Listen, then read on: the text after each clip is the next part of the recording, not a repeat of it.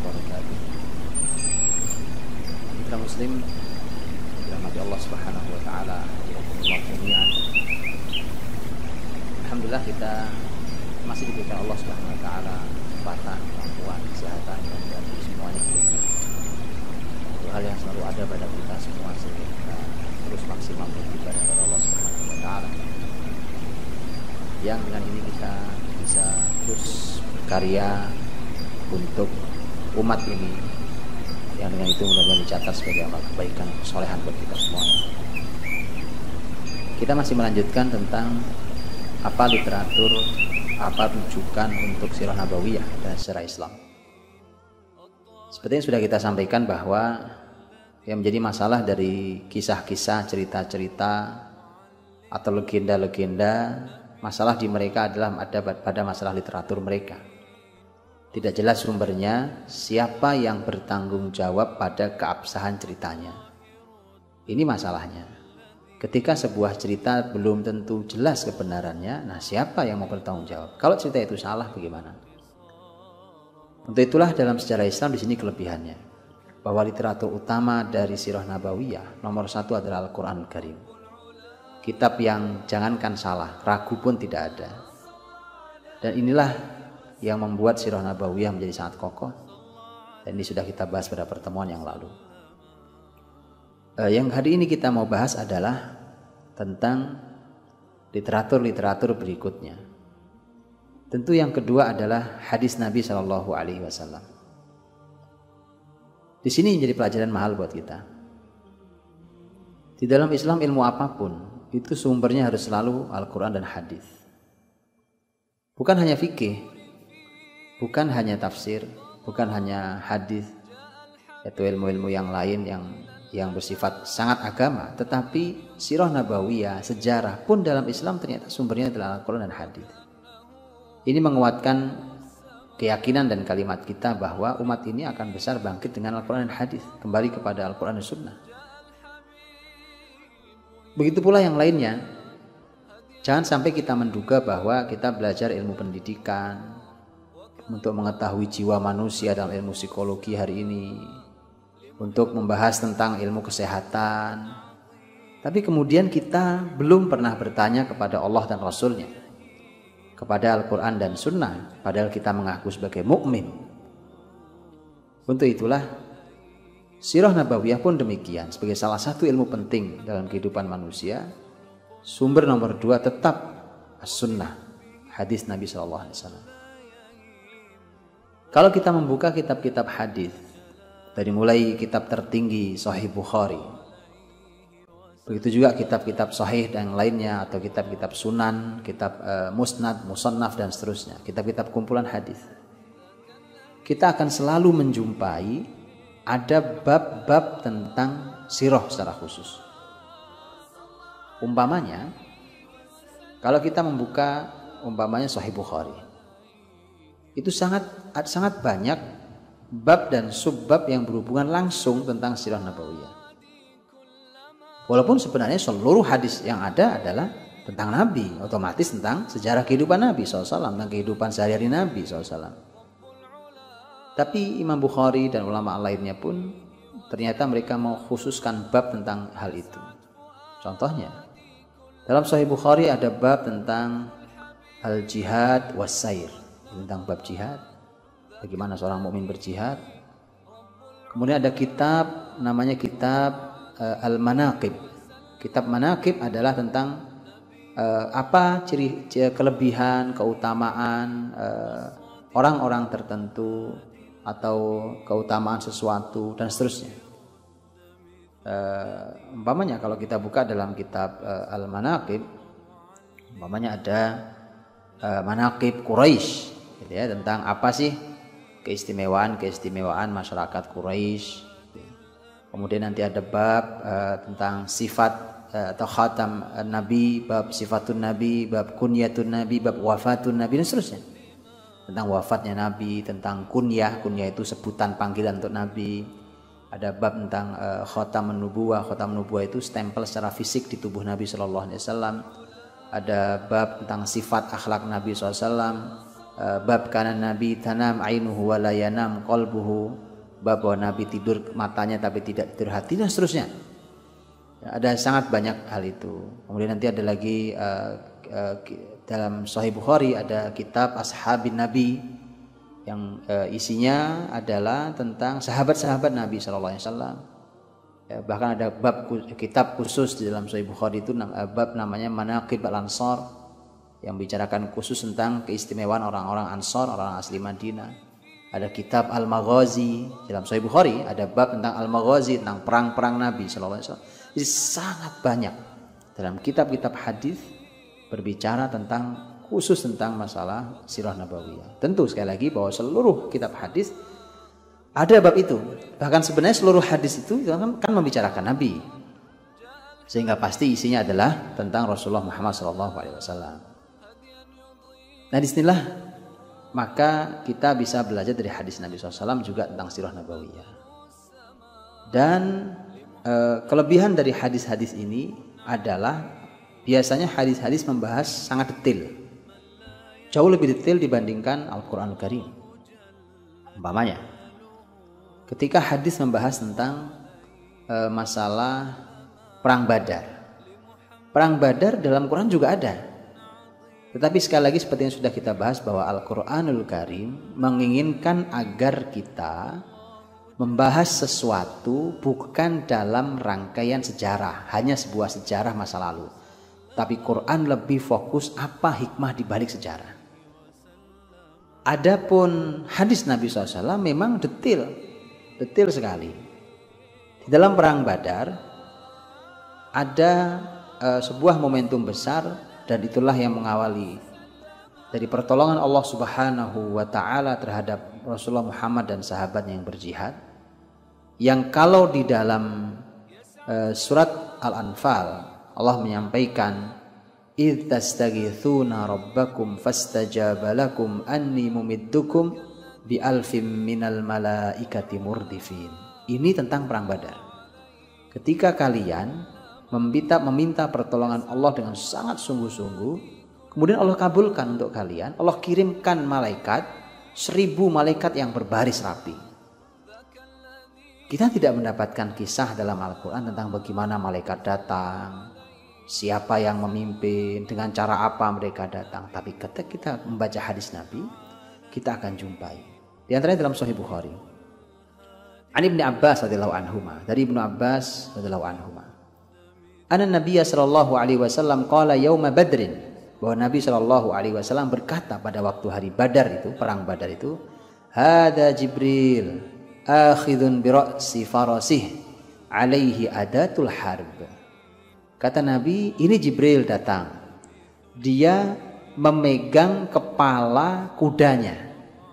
Berarti Jibril datang dengan kudanya. Kemudian Jibril terlihat sedang memegang kepala kudanya. Alaihi adatul harb, dia memakai peralatan perang. Berarti membawa peralatan perang. Tentu Nabi SAW yang melihat, para sahabat tidak melihatnya. Makanya Nabi SAW menginformasikan kepada para sahabat. Jadi hadis Nabi SAW cenderung lebih detail menyampaikan peristiwanya. Ini hadis Nabi, tentu di antara hadis ada yang sahih sanadnya, ada yang sanadnya tidak sahih. Nah, itulah nanti tugas para ulama untuk mengoreksi mana kisah-kisah yang bisa dipakai dalam sejarah, mana yang tidak bisa dipakai dalam sejarah. Kemudian setelah hadis-hadis itu, riwayat-riwayat dikumpulkan para ulama, maka mulailah para ulama menulis buku-buku sejarah. Jadi buku sejarah itu bukan seperti orang menulis hari ini. Contohnya adalah Muhammad bin Ishaq. Kita mengenal nama salah satu ahli dalam sirah nabawiyah adalah Ibnu Ishaq.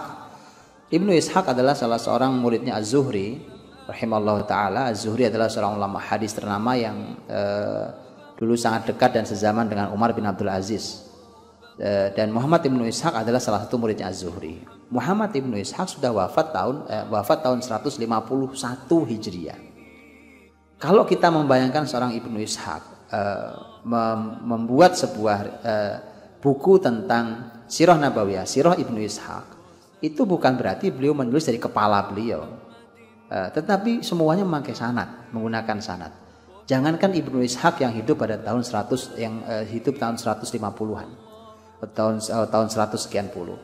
Jangankan itu, sampai pada generasi bahkan zaman Az-Zahabi, zaman Ibnu Katsir dan seterusnya yang hidup pada abad ke-8 Hijriah, sudah abad ke-8. Mereka pun masih menggunakan sanad. Disinilah maka sebenarnya peran sanad atau riwayat fulan dari fulan dari fulan dari fulan itu punya peran yang sangat besar untuk mengoreksi apakah sebuah riwayat sejarah layak untuk dianggap sebagai sejarah yang benar pernah terjadi. Nah, dari sini maka mulailah bermunculan kitab-kitab para ulama.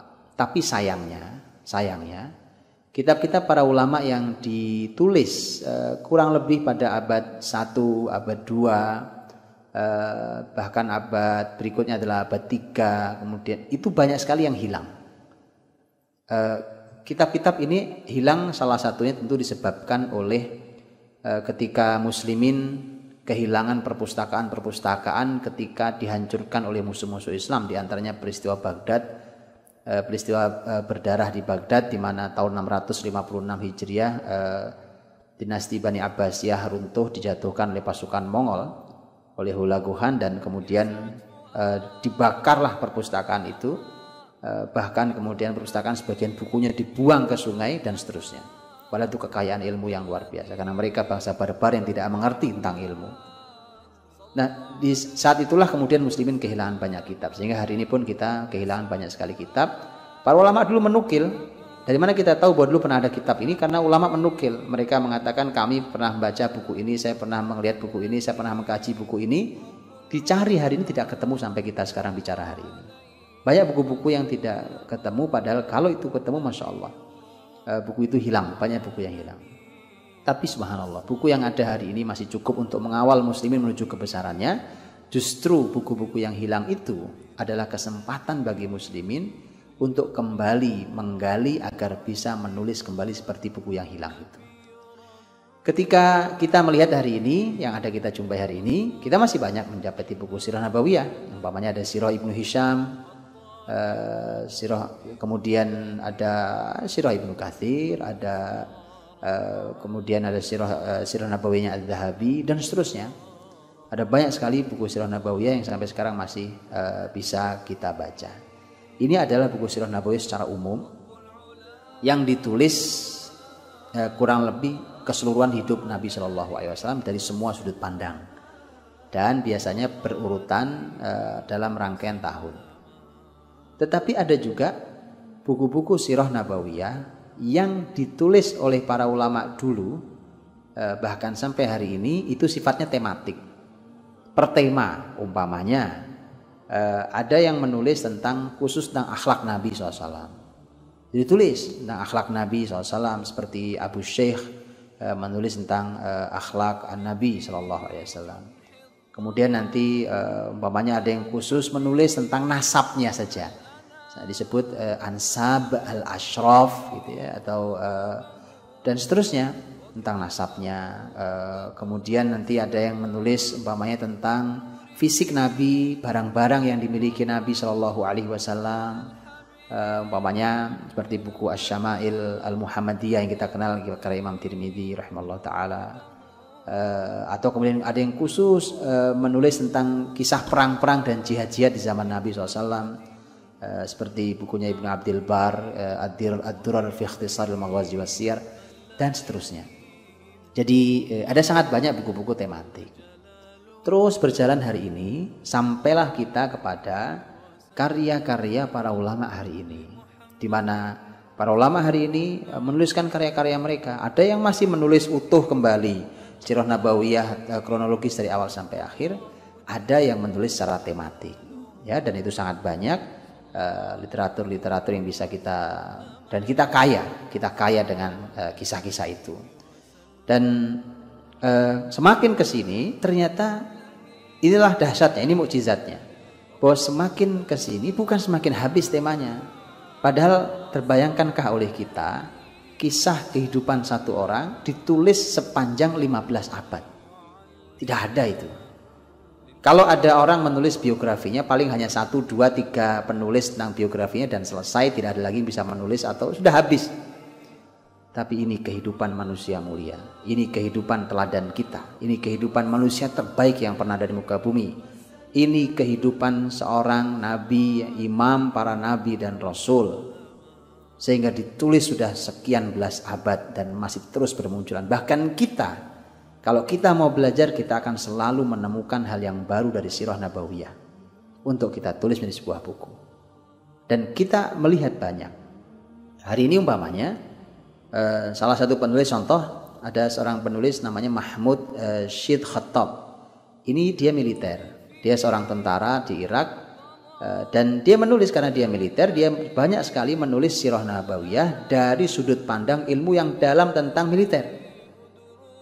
Nah, nanti ada yang ahli apa menulis sesuai dengan ilmunya, begitu seterusnya. Jadi setiap kita semuanya bisa mengambil hikmah dari sirah nabawiyah dari berbagai sudut pandang. Tentu kita harus belajar bagaimana cara mengambil hikmahnya agar kita tidak salah di dalam menyimpulkan sebuah hikmah, sebuah kisah dan kita ambil hikmahnya. Inilah beberapa literatur dalam sirah nabawiyah, dan para ulama sudah mengumpulkannya untuk kita. Kita masih terus bisa menulis, mengambil hikmahnya setidaknya dari sirah yang sudah dituliskan sepanjang sekian lama, untuk kita tahu bahwa sejarah adalah sesuatu yang terus hidup. Sejarah memang benar terjadi di masa lalu, tetapi dia bukan masa lalu saja, dia adalah masa lalu yang digunakan untuk menerangi masa depan kita. Wallahu a'lam bishawab. Fa'tabiru ya ulil absar. Mudah-mudahan kita semuanya bisa mengambil pelajaran, dan ambillah pelajaran wahai orang-orang yang berpikiran. Assalamualaikum warahmatullahi wabarakatuh.